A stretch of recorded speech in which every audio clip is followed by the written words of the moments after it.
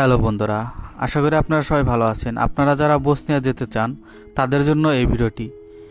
মূল কথায় আসি, জানেন না কোথা থেকে শুরু করবেন। এআরসি পারমিট থেকে শুরু করে ভিসা অ্যাপ্রুভাল পর্যন্ত এই ভিডিওতে থাকছে সব কিছুই।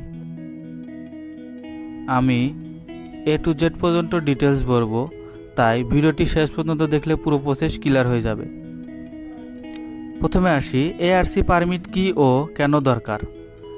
এআরসি মানে হলো অ্যালায়েন্স রেজিস্ট্রেশন কার্ড, বসনিয়ায় থাকার প্রাথমিক অনুমতি। এটি ছাড়া বসনিয়াতে কেউ লিগ্যাল থাকতে পারে না। এআরসি পারমিট মূলত ভিসার জন্য দরজা খুলে দেয়। এআরসি কার্ড মানে কিন্তু আপনার ওয়ার্ক পারমিট বোঝায়, যা আপনাকে বলে কোম্পানি থেকে দেয়। সো প্রথমে আপনাকে এই ওয়ার্ক পারমিট পেতে হলে যে কোনো একটা রিক্রুটিং এজেন্সির কাছে যেতে হবে। বসনিয়া যাওয়ার জন্য ফাইল জমা করার সময় আপনার যে ডকুমেন্টস দরকার হবে, প্রথমে পাসপোর্টের কপি, আপনার পুলিশ ক্লিয়ারেন্স, আপনার ছবির কপি, এগুলো দরকার পড়বে।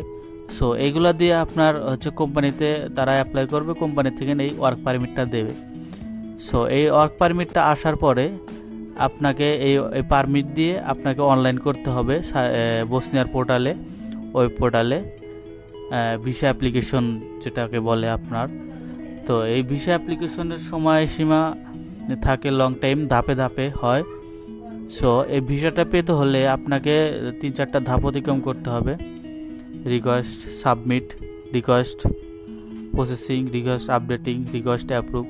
সো সেম টু সেম সার্ভের মতনই আপনার সময়সীমা লাগে।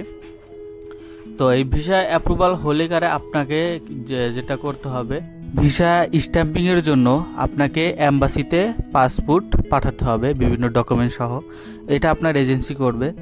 সো এটা একটু লং টাইমের ব্যাপার, কারণ আমাদের বাংলাদেশে কিন্তু বসনিয়ার অ্যাম্বাসি নাই। সেহেতু আমাদের অন্য দেশের দ্বারস্থ হতে হবে, ইন্ডিয়া অথবা অন্য কোনো দেশ, নেপাল, এরকম কোনো দেশে আপনার পাসপোর্ট পাঠিয়ে স্ট্যাম্পিংয়ের জন্য আবেদন করতে হবে ভিসার জন্য। সো এটা একটু টাইমের ব্যাপার 1 থেকে 1.5 মাস সময় লাগবে এটা হইতে।